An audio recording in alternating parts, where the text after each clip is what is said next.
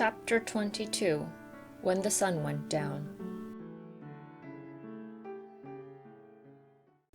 When his head was out of sight, Colin turned to Mary. "Go and meet him," he said, and Mary flew across the grass to the door under the ivy. Dickon was watching him with sharp eyes. There were scarlet spots on his cheeks, and he looked amazing, but he showed no signs of falling. "I can stand," he said, and his head was still held up, and he said it quite grandly.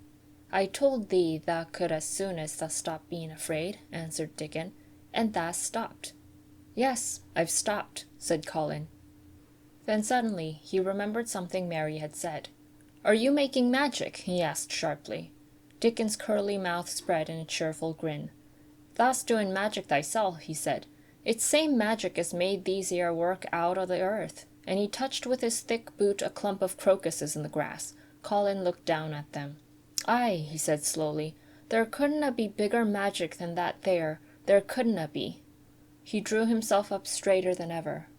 "I'm going to walk to that tree," he said, pointing to one a few feet away from him. "I'm going to be standing where Weatherstaff comes here. I can rest against the tree if I like. When I want to sit down, I will sit down, but not before. Bring a rug from the chair." He walked to the tree, and though Dickon held his arm, he was wonderfully steady. When he stood against the tree trunk, it was not too plain that he supported himself against it, and he still held himself so straight that he looked tall. When Ben Weatherstaff came through the door in the wall, he saw him standing there, and he heard Mary muttering something under her breath. "What art saying?" he asked rather testily, because he did not want his attention distracted from the long, thin, straight boy figure and proud face. But she did not tell him. What she was saying was this: "You can do it! You can do it! I told you you could! You can do it! You can do it! You can!" She was saying it to Colin because she wanted to make magic and keep him on his feet looking like that. She could not bear that he should give in before Ben Weatherstaff. He did not give in. She was uplifted by a sudden feeling that he looked quite beautiful in spite of his thinness. He fixed his eyes on Ben Weatherstaff in his funny, imperious way. "Look at me," he commanded. "Look at me all over. Am I a hunchback? Have I got crooked legs?"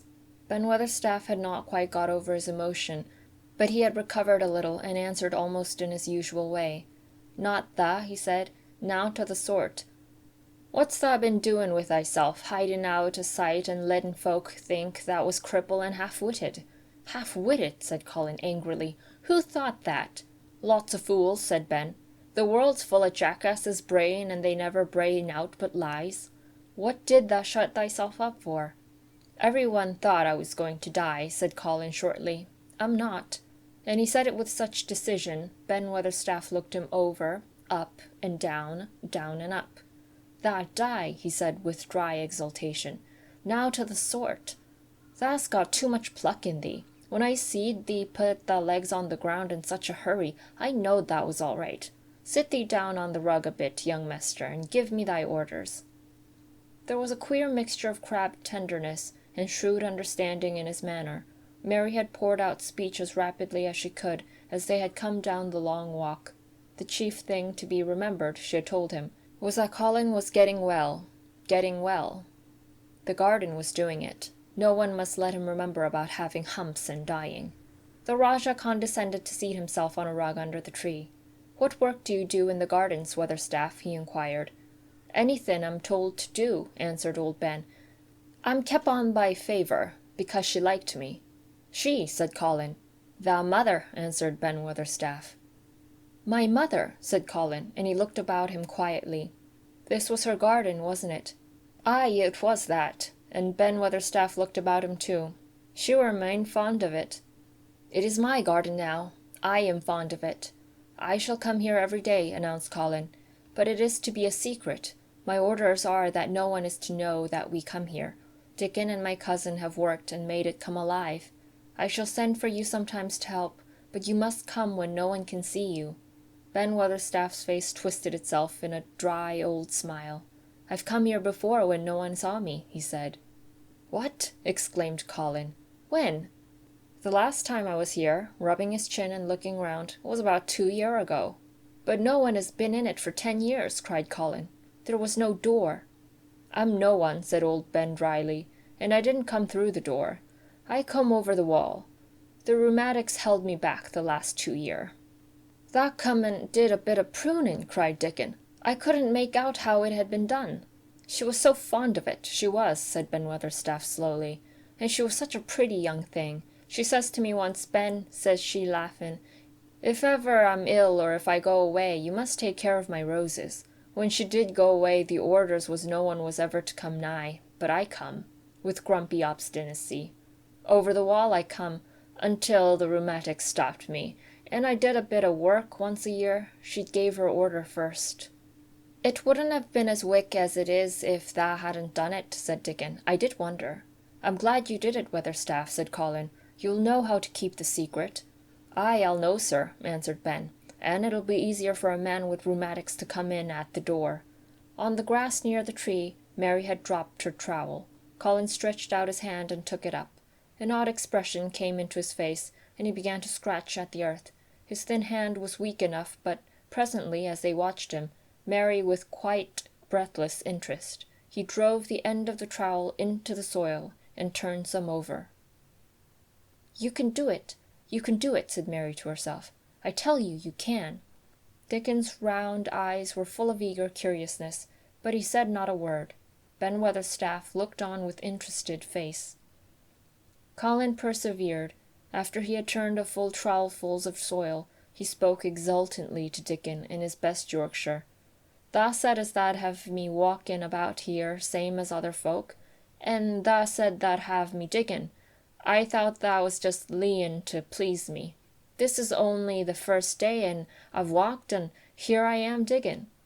Ben Weatherstaff's mouth fell open again when he heard him, but he ended by chuckling. "Eh," he said, "that sound as if tha'd got wits enow. Tha'rt a Yorkshire lad for sure, and tha'rt digging too.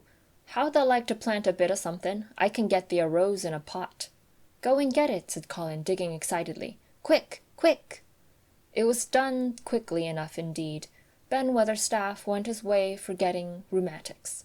Dickon took his spade and dug the hole deeper and wider than a new digger with thin white hands could make it. Mary slipped out to run and bring back a watering can. When Dickon had deepened the hole, Colin went on turning the soft earth over and over. He looked up at the sky, flushed and glowing with a strangely new exercise, slight as it was.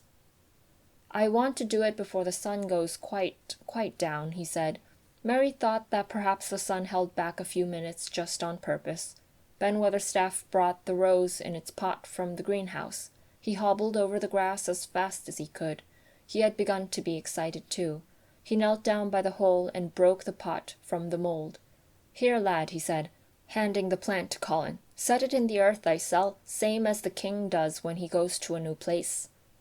The thin white hands shook a little, and Colin's flush grew deeper as he set the rose in the mould and held it while old Ben made firm the earth. It was filled in and pressed down and made steady. Mary was leaning forward on her hands and knees. Soot had flown down and marched forward to see what was being done. Nut and Shell chattered about it from a cherry tree.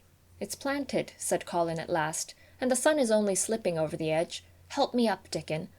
I want to be standing when it goes. That's part of the magic." And Dickon helped him, and the magic, or whatever it was, so gave him strength that when the sun did slip over the edge, and end the strange, lovely afternoon for them, there he actually stood on his 2 feet, laughing.